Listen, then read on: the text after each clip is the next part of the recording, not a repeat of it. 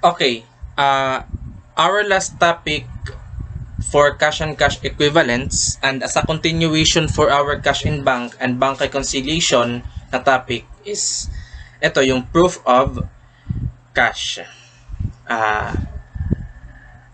Yung proof of cash actually parang expanded form lang siya talaga ng bank reconciliation. So let's find out.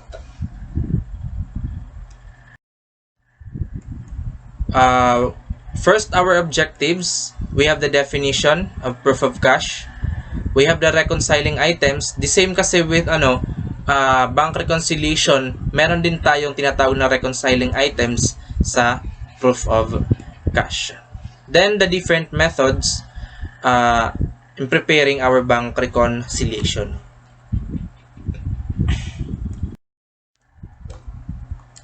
Two-date reconciliation siya. Tapos gagawa tayo ng cash receipts at cash disbursement column. Yung kalalabasan niya, 4-column siya. 4-column reconciliation. Hindi lang siya 2-date but a 4-column reconciliation. Bakit 4? Kasi column ng previous period, then column for the current period cash receipts, then column ng cash disbursement, then column ng current period reconciliation. Kaya 4 columns siya. To be clear kung ano ba talaga yung itsura ng bank reconciliation ng proof of cash, isipin mo yung bank reconciliation. Isipin mo lang yung bank reconciliation ng dalawang period. Then pagitnaan mo siya ng cash receipt column at saka cash disbursement column. Parang sa tinapay ba? Dalawang palaman yung nakalagay. Okay. Ba? Naisip nyo? Okay. So, proceed naman ako dito sa reconciling items. Okay. Reconciling items, kailangan nating i-compare in order for us to learn about reconciling items sa proof of cash. Sa proof of cash kasi, the same with bank reconciliation, meron din yung tinatawag na book reconciling items. Pag may book reconciling items, meron din yung bank reconciling items. Kasi both book and bank records, nire-reconcile din natin yan. The same, we are doing the same thing under proof of cash kung ano yung ginawa natin doon sa bank reconciliation. So, start tayo sa book reconciling items. Credit memos. Kung ano yung natutunan mo na credit memos doon sa bank reconciliation, the same lang yan dyan sa bank recon at sa proof of cash. Walang pinag-iba. Yung debit memos, the same. Yung errors, kung ano yung mga errors na encounter mo, ma-encounter mo rin yan dyan sa proof of cash. The same lang yan sa bank reconciliation at saka sa proof of cash. Ito lang yung karagdagang reconciling item dito sa proof of cash. Yung cash receipt column. Kasi sa bank recon, wala po yan. Pero meron tayo sa proof of cash. Ano nga ba yung tinatawag na cash receipt? Yung cash receipt, lahat-lahat po yan ng cash na na-receive natin for the period. For those periods. Kasi cumulative po yung amounts na inaano natin eh. Since we're reconciling 2 periods, cumulative yung amount na yan from previous period to the current period accounting balances. Cumulative. So si cash receipt, yung pagtanaw natin dyan, it is a cumulative balance. Except for credit memos and debit memos and errors. Kasi kung ano yung error previously, yung gagawin natin dyan, error lang siya doon, pero meron certain adjustments na gagawin tayo for current period para matanggal siya sa records ng current period. Kasi nga, cumulative si cash receipts eh. So, kailangan natin tignan, asan ba sa mga book reconciling items na naisasama sa cash receipts ng current period na dapat hindi pang current period. For previous period siya. Cash disbursements, wala din yan sa bank reconciliation pero meron sa proof of cash. Okay. Yan ha. Yung karagdagan lang dyan is the cash receipts and the cash disbursements as your reconciling items for book records. Okay, proceed naman ako sa bank reconciling items. The same again, meron comparison sa bank reconciliation and sa proof of cash. Deposit in transit, the same lang yan dyan sa bank recon at sa proof of cash. Meron deposit in transit. Dito naman sa outstanding check, the same lang yan. Yan, bank recon saka proof of cash. Kung ano yung natutunan mo dun sa bank reconciliation, apply lang sa proof of cash. Bank errors, the same lang. Then, ito yung karagdagan sa bank reconciling item sa proof of cash. Yung bank credits.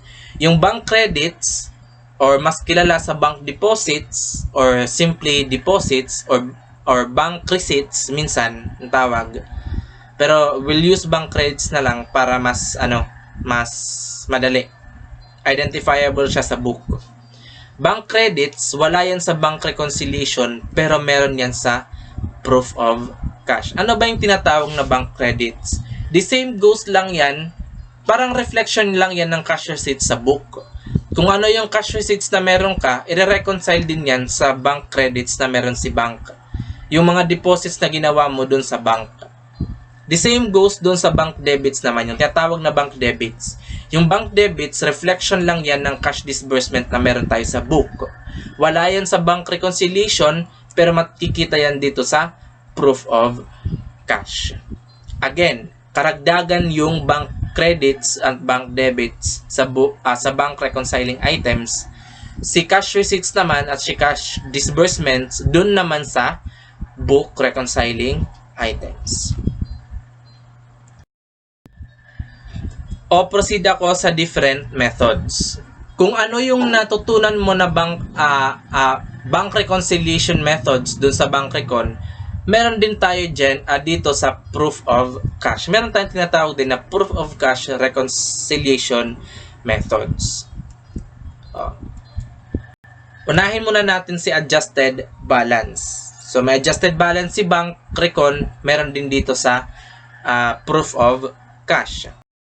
Ano ba yung itsura ni adjusted balance dito sa proof of cash? Ayan. Yung expanded reconciliation. Tingnan nyo, merong column ni prior period or previous period. Yung receipts at saka disbursements for book records, kailangan identified yan for current period. Pero, take note lang ako, yung receipts na yan, cumulative yan. Then, dito sa current period, ito po yung bank recon natin. Yung prior period, bank recon din yan. Then, current period, it is also a bank reconciliation. Then, sinasabi ko kanina, palamanan ng receipts at disbursement. Yung dalawang column na yan. While reconciling yung prior period at saka yung current period na bank recon, we simultaneously reconcile the receipts and disbursement for the current period. Analyze tayo. Of course, we have the unadjusted balances. Kailangan posted yan. Ito lang yung gist. Minsan, may mga kulang na amounts dyan. Pinapahanap sa atin yung current period unadjusted balance. Simple lang naman yung pag-arrive ng current period unadjusted balance for book. Si prior period unadjusted balance, dagdagan mo, add ka kay receipts. Then yung total amount, bawasan mo ng disbursement, magiging current period na yan. Minsan naman, kukunin mo si receipts, either receipts or disbursement, just do the reverse treatment. Gawa ka ng formula. So, for example, wala si receipts. Gawa ka ng formula, prior period balance plus receipt minus disbursement equals current period. Then work back ka para makuha si receipt. The same goes with disbursement. Gawa ka ng formula, prior period, unadjusted balance, plus current receipts, minus disbursement. Si disbursement, wala, X yan, then equals current period, may balance, then squeeze mo para ma-arrive si disbursement. O, punta tayo dito sa mga reconciling items. Meron tayong tinatawag na credit memos sa prior period tsaka current period. Now, ito yung rule ni proof of cash. Credit memos, basically credit memos are part of your receipts. Part of your receipts yung credit memos. Yun nga lang, again ha, take note, current period yung tinutukoy natin sa kay receipts at disbursement. Kaya yung gagawin natin yung prior period, as is lang siya dito sa prior period na column, kailangan mo i-add si credit memos ng prior period. Kasi nga yung prior period, bank reconciliation to bank reconciliation yan. Focus tayo kay prior period muna. Kay prior period, yung credit memos ni prior period, i-add mo. But since sinabi ko cumulative si receipts, si prior period na isama yan sa current period receipts, so ibawas mo. Kaya bawas dyan. Okay? Yung current period credit memos naman, hindi yan naisama sa receipts ng current period. Kaya i-add. Then, normal reconciling item siya dito sa current period na column. Bank recon din yan. O dito naman sa debit memos. Si debit memos, as is lang, yung debit memos dito sa prior period, ibawas mo kasi normal item siya. Then dito naman sa disbursement, since cumulative na isama siya, ibawas. Tapos naman yung debit memos ng current period, ibawas mo dito sa current period na column kasi normal reconciling item siya, pero idagdag mo dito sa disbursement na column kasi the debit memos are part of your disbursement. So i-add mo dito sa disbursement. Hindi ko na-explain kung ano yung mga credit memos at debit memos kasi napag-usapan na natin yan dun sa bank recon. Focus na lang tayo dito. Yung book errors naman, kailangan natin i-determine kung ano yung book errors ng prior period at saka ng current period. Yung yung book errors kasi, sabi ko, nagfo-focus lang yan either sa receipts or sa disbursement. Okay. Kay prior period, yung book receipts, yung error sa book receipts na i-add dito sa prior period, kailangan i-deduct dito sa receipts. Ito yung katugma niya. Yung add dito, kailangan ibawas dito sa receipts. Kasi nga naisama. Yung ibabawas mo naman na error doon sa receipt, dito sa prior period, kailangan mo naman idagdag kasi nga naisama, isinama siya as adjustment sa receipt. So, idagdag mo. So, ganito lang yung pag-analyze. Kung ano yung idadagdag ko dito, ibawas ko dito sa receipts. Kung ano yung ibabawas ko sa prior period column, idagdag ko sa receipt column. Okay? Sa disbursement naman, of course, kung ano yung binawas ko sa prior period, ibabawas ko rin dito sa disbursement ng current period kasi nga, hindi siya pang current period. Kung ano yung error sa disbursement na in-add ko dito sa prior period, kailangan din i-add ko dito sa disbursement ng current period kasi nga naisama siya sa current period disbursement adjustment. So, kailangan, kung ano yung i-add ko dito, i-add ko rin dito. Yun lang yung rule. Iba naman yung rule sa current period. Kasi sa current period for receipt, kung ano yung idadagdag ko dito sa column ng current period, eto, yung walang parenthesis, kailangan i-add ko dito sa receipt column. Kung ano naman yung binawas ko na error sa current period, ibawas ko rin dito. So parang kabaliktaran, no? Kung titignan nyo, yung in-add ko sa current period, in-add ko rin sa receipt, pero sa prior, yung in-add ko, diniduct ko sa receipt. Ganun lang. Sa disbursement naman, kung ano yung binawas ko dito sa current period kasi nga normal reconciling item, idagdag ko dito sa disbursement column. Kung ano yung dinagdag ko dito sa current period, baliktaran lang, ibawas. Then we have the adjusted balances. Yan for book records. Proceed naman ako dito kay adjusted balance for bank records. The same goes lang actually sa bank. Start muna tayo sa unadjusted balances. Then here goes with the receipts. Okay. Deposit in transit are part of your credits and outstanding checks are part of your debits. Related yan. So yung prior period na deposit in transit, i-add sa prior period column, then ibawas sa credits column. Then yung current period, i-add sa credits column, i-add sa current period column. Yung outstanding check naman na prior period, ibawas sa prior period, ibawas din sa debit column. Then dito naman yung current period, ibawas siya dito sa current period, i-add siya sa debit column. Okay? Yung bank errors, the same analysis dun sa ginawa natin sa previously sa book.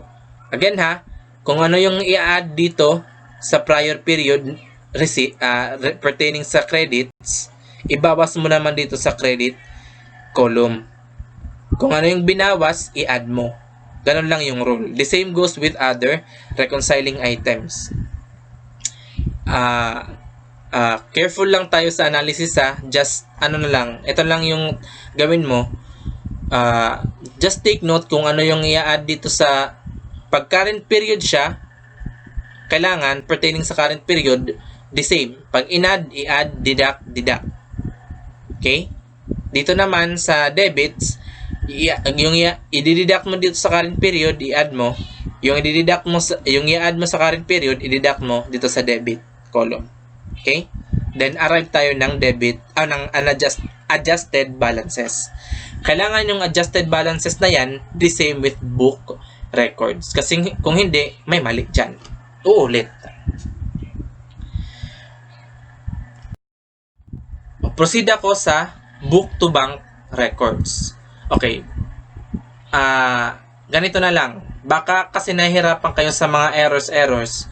For purposes kasi ng proof of cash, minsan mga maliliit lang na errors yung binibigay sa ganitong level. Yung mga errors na pangmatindihan talaga na errors, may encounter nyo yan dun na sa higher accounting nyo, yung auditing. Pero wag mo niyang isipin yan. Dito muna tayo sa intermediate accounting. So, book to bank. Book to bank, ito po yung kanyang analysis. Now, kung ano yung ginawa mo dun sa bank reconciliation, kung gumamit ka ng reverse statement, reverse psychology, ganun din po yung gagawin mo dito. Expanded nga lang. Tignan mo sa adjusted balance method, normal lang yung pag-account lahat dito sa book balances. Reflected lang yan lahat. Then arrive ka ng adjusted balances. Then everything else sa bank balance, gawan mo ng bank balance, bank reconciling items, gawan mo ng reverse treatment. For example, yung prior period na deposit in transit is an addition to the prior period column sana. But since this is book to bank, i-deduct mo dito sa prior period. Then, tignan nyo, in-add natin siya dito sa receipts. Kabaliktaran yung gagawin mo dito. The same goes with other reconciling items. Yung goal, maka-arrive dito sa tamang unadjusted bank balances. In practice, kailangan yung given na unadjusted bank balances, ma-arrive natin yan with the help of the reconciling items ni bank. Okay.